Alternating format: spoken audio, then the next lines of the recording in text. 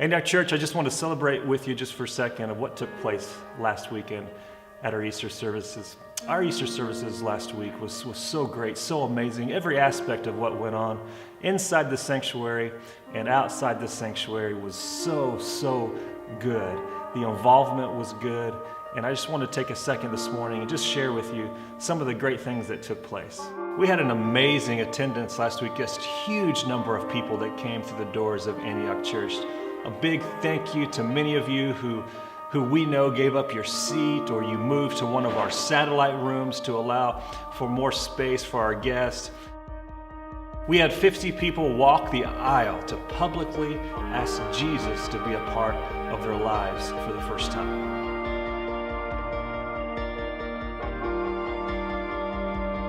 We are so overwhelmed and we're humbled at all the volunteers who served at Antioch Church last weekend.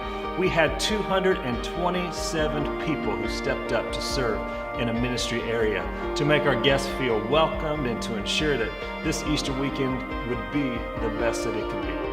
Antioch, thank you for trusting us. Thank you for inviting your friends to come to church with you. It's like we said before, it takes three parts to be a church who is passionate about winning the lost. Number one, it takes God, and we know that God's always going to do his part. Number two, it takes the church.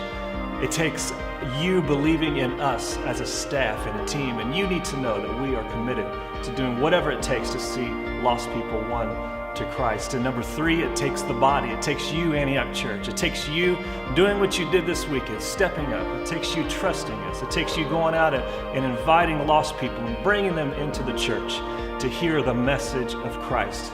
We saw it happen last weekend, and it works. When these three things are played out, when these three things are done, it works. We can't say thank you enough for what happened last weekend. We're so encouraged, we're so thankful, we're so humbled, and we are so looking forward to what God has in store at our next Reach weekend that is coming up in June.